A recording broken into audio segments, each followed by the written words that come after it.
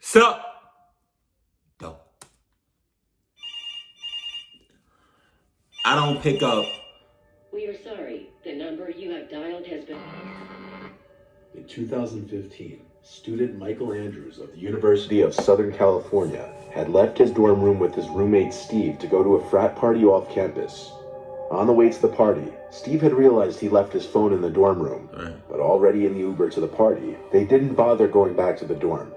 At some point during the party, while the two friends had separated to mingle with other friends and acquaintances, Michael's phone began to ring.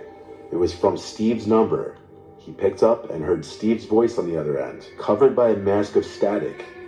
Even in the loud party, he could distinguish the voice of his roommate saying, "Come back to the room." Then the call ended. With that, Michael left the party and Ubered back to the campus dorms, trying to call Steve back and text him, but he wasn't getting any responses. When Michael got back to the dorm room, he didn't find Steve inside. Strangely though, he did find Steve's phone sitting on his bed. Upon checking the notifications on the screen, Michael saw the notifications of all his texts and calls on the screen. It wasn't until an hour later that Steve returned to the room looking for Michael after hearing that he left. And this was when he told Michael that he never called him and that he never had his phone. What made this even stranger was that Steve's phone had no record of making a call to Michael, yet Michael's phone had a record of receiving a call and having a 15-second conversation. The phone company wasn't able to trace a call from Steve inside, and nobody was found hiding in their dorm room or anything like that. Oh, no. In 1970, 25-year-old Donna worked as a nurse at the first aid station of a casino in South Lake Tahoe, California. Right. One day, Donna's boss and landlord both received calls from an unidentified man who claimed she was dealing with an illness in the family and would be out of town for a while. Donna's boss became suspicious, so he contacted her mother, who confirmed that story was a lie. Donna's car was found parked outside her apartment, but there was no trace of her anywhere. The last sign of her was an entry she'd made in her logbook near the end of her final shift. The entry looked unfinished, as if someone had possibly interrupted her. Oh. No one could figure out Donna's whereabouts or the identity of the caller until the San Francisco Chronicle received a mysterious postcard 6 months later. The postcard was the latest in a long line of cryptic messages from the Zodiac killer. The killer made no direct reference to Donna, but hinted that he had murdered and buried his 12th victim in Lake Tahoe.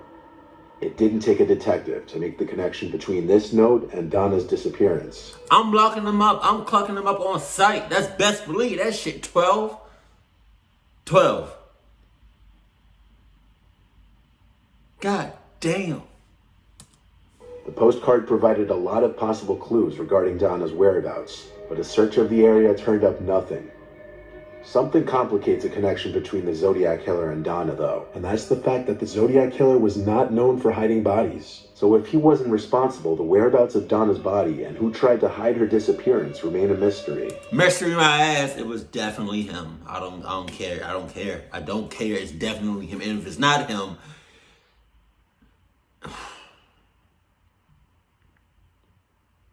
well, he in cahoots. I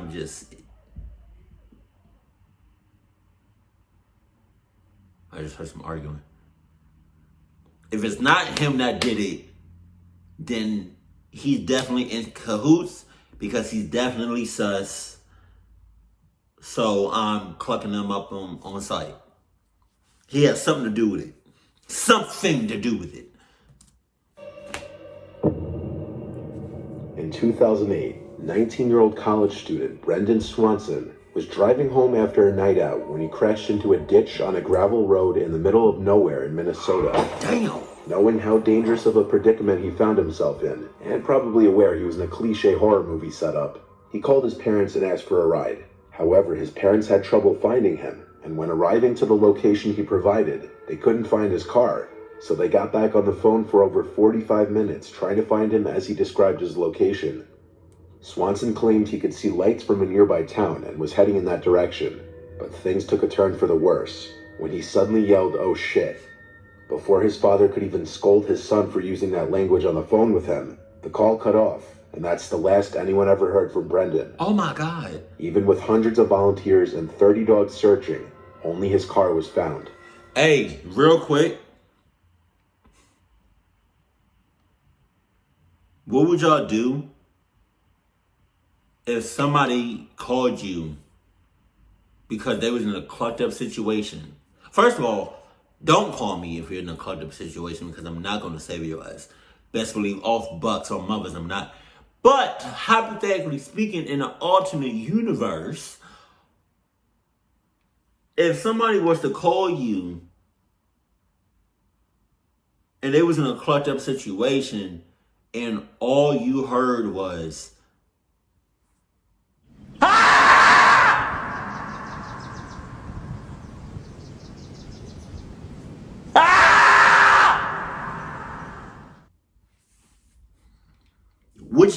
what are you doing? Like, how are you going to react to that? I'm hanging up. I'm ending the call, and I'm gonna just act like I just didn't hear that shit. What happened to him? What did he see that made him go, oh shit, before abruptly hanging up? A few years back, a Reddit user named Stacy Kolupski shared the experience of her brother who would get a call on his cell phone around 2 to 3 a.m. every night. Damn. He would answer it every time to hear... Okay. Like I was trying to say in the beginning of this video, I'm not answering no caller IDs, no unknown numbers, no phone numbers that are not saved in my phone.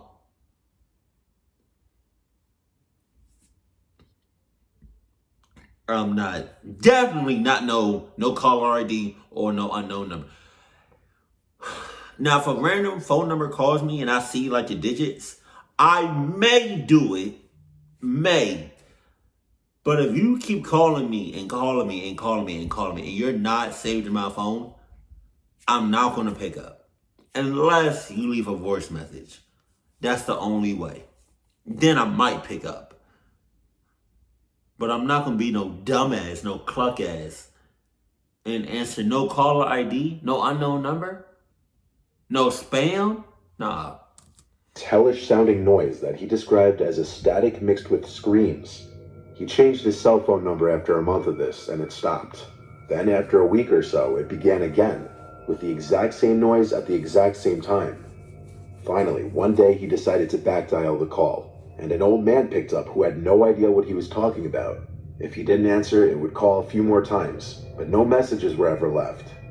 He decided to say screw it, and ended his contract with his phone company, switched to a new one, and then got another new number. And exactly what he feared had happened. The screaming static calls continued after a short delay. By this time he was terrified every night. Unsure why this was happening, he backdialed the number again and got a different person, who also had no idea what he was talking about. Around this time, Stacy's brother lost his job and his phone, which was now disconnected, meaning the calls of course stopped. One day, Stacy's mom asked her to listen to a weird message she got on her home phone. It was the static screaming. They showed her brother, and he of course freaked out. He backdialed the number again, and it said the number was disconnected this time. They never heard from it again after that. Hell no. In the 1970s, Bashir Kaushaki opened a successful restaurant in Washington, D.C., and for over a decade enjoyed nothing but success. But in 1983, he became the target of a non-stop stream of threatening phone calls that came several times a day, every day. Usually harassment similar to this will eventually stop on its own as the harassers get bored and move on to something else. But Kaushaki was harassed by these phone calls for nearly a decade. Damn! The caller would eventually be nicknamed L'Enfant, which is French for the child. The nickname was presumed to reference the caller's eventual imitation of a little girl. Anyone associated with Kaushaki in any way was a target, from his pregnant spouse to his restaurant employees. The harassment was one day elevated from simply phone calls to physical harassment. Wait a minute. Do you really just blame or say that your pregnant spouse who was up for grabs is a suspect? For 10 years? A decade? I mean, well, shit, I'm not going to. I would suspect mine, yeah. No, you got it. Everybody's a suspect. If you're doing shit like that, everybody's a suspect. Star of David was scratched all over Kaushaki's Mercedes. When he traveled to Philadelphia to visit his sister, things got so bad that he suffered a mental breakdown and committed himself to a psychiatric ward. God damn. But even still, the calls continued to his restaurant. The FBI eventually placed a trace on the phone to confirm whether L'Enfant was a delusion or not, and what they found out put how bad this was into perspective. The calls were coming from different payphones at such a high frequency that it would have been impossible for only one person to have been making these calls. The L'Enfant callers was a plot orchestrated by multiple people for the express purpose of harassing Kawashaki to insanity, but it was never figured out what the motive was. All the way back in 1931, there was a man named... I feel like it was some personal shit. I feel like he did something in his past. He had to have done something in his past. Cause why else would they do that shit? To drive him to insanity? That's personal. It's personal at that point. And why he look like that? Ugly. William Wallace, who worked as a London insurance agent and had an obsession for playing chess in his free time. One night, Wallace showed up for a chess club meeting and found a telephone message waiting for him. The sender wanted to meet at 7:30 the following night so he could purchase an insurance policy. The next night, Wallace traveled across town and discovered that the address provided didn't exist. So he headed back home, most likely convinced that he was the victim of some dumb prank.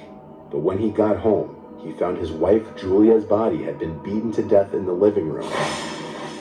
The mysterious caller was the obvious suspect, but after an investigation, police determined that the caller was actually William Wallace himself. Authorities argued that Wallace had left the message to fabricate an alibi. He killed his wife, hopped in a streetcar, drove around for an hour, then went home to supposedly discover his wife's body. This argument was invalid, as it was completely impossible for Wallace to have committed the murder, given he wouldn't have been able to return quick enough. The jury found Wallace guilty of the murder anyway, but luckily the Court of Criminal Appeal immediately overturned the conviction. The killer was never identified, but the prime suspect was a former employee of Wallace's insurance firm, who allegedly asked his wife to provide him a fake alibi and was seen wearing bloody gloves and hosing down his car on the night of the murder. God damn. Jason Alexander would frequently get calls to his house for a woman named Tanya. It didn't seem like a big deal since Tanya... I just want to let you know. Any Tanyas out there? You in cahoots? You sus. And you sus who's? had the same last name as Jason's family, and it was a common name from where they were from.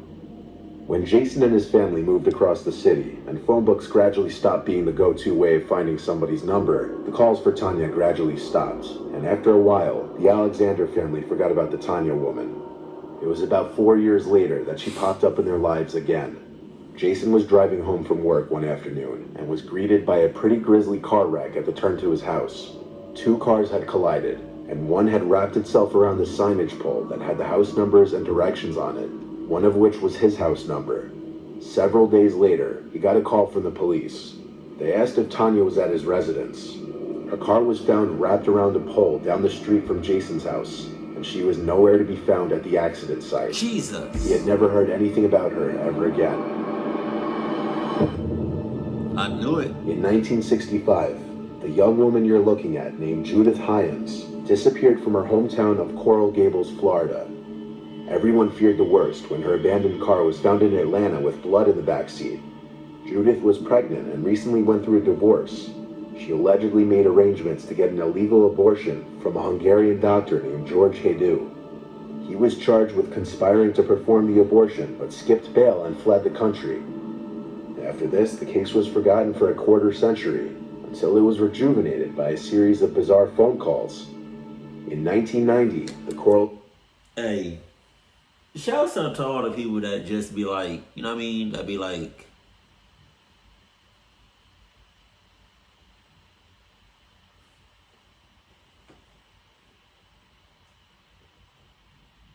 it was, you know what's weird? Y'all can't see my screen, so something popped up on my screen. That's why I made that face and all of that. But, man, shout out to all the people, like all the in like the police, FBI agent, CIA, SAI, ABC, that be, you know what I mean?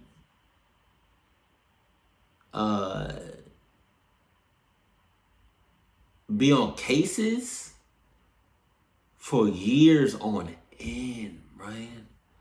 Like, they be on cases for decades. Like, do they be getting paid for that shit? They be on cases for a long ass time. It cannot be that deep. It's not that serious. It most likely is. Cable's police captain Chuck Smith received a message from an Omaha, Nebraska radio host claiming he had information about Judith's disappearance. Smith called the host back, but the host was completely confused. The host said he never made the call, and he knew nothing at all about Judith. Smith soon received another anonymous call claiming Judith was alive in Omaha. Smith knew nothing about the case, but he had recently traveled to Omaha to deliver a lecture at a police academy, and he started to wonder if this was a prank. Smith got a third anonymous call from someone who claimed to be an FBI informant who had recently spent time with Dr. Hedu in Hungary. They even provided an old phone number for Hedu that checked out. Smith was confused, and with such a baffling case, he took the story to the TV show Unsolved Mysteries. Days after the Judith Hyams episode was broadcast, Smith got an anonymous letter confirming what many people suspected all along. Judith died during an illegal abortion and wound up in a watery grave. While that's the logical solution, it doesn't account for all the strange calls. The callers and writer have not been identified, the doctor has not been found, and Judith's body was never recovered. Jesus. It was Smith.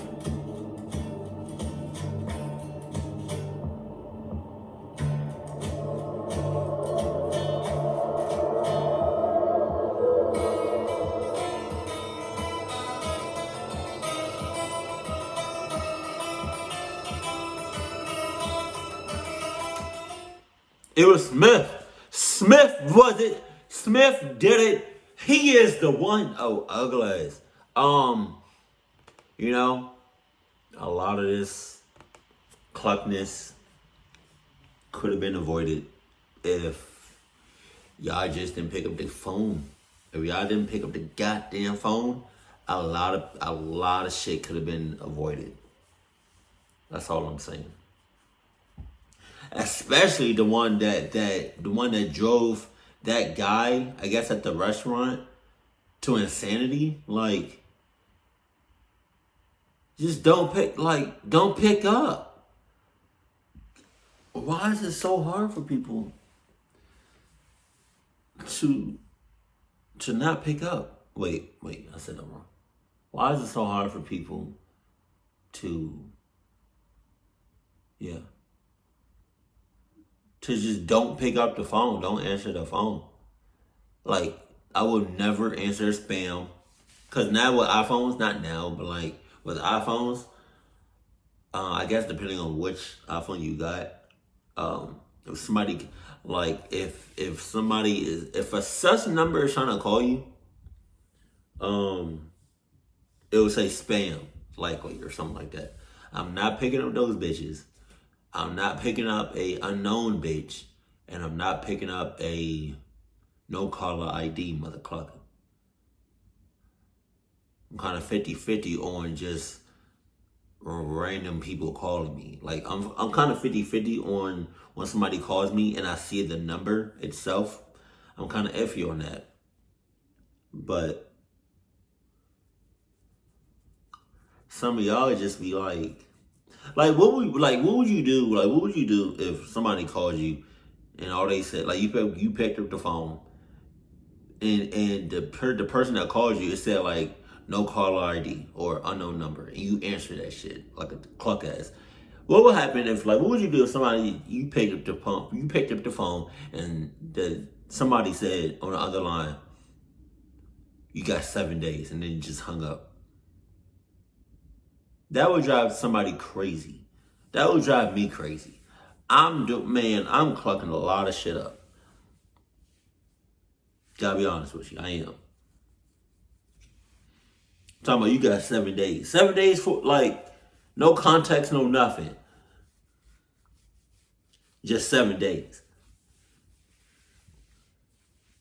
You don't know what's going to happen in 7 days.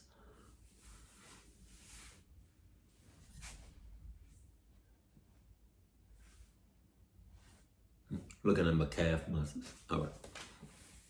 But yeah. Let me know if you all just pick up, just any old phone calls that y'all get. Or if y'all don't, let me know in the comment section below. Keep it cool. Keep it classy. And I love you. Stay happy. My family.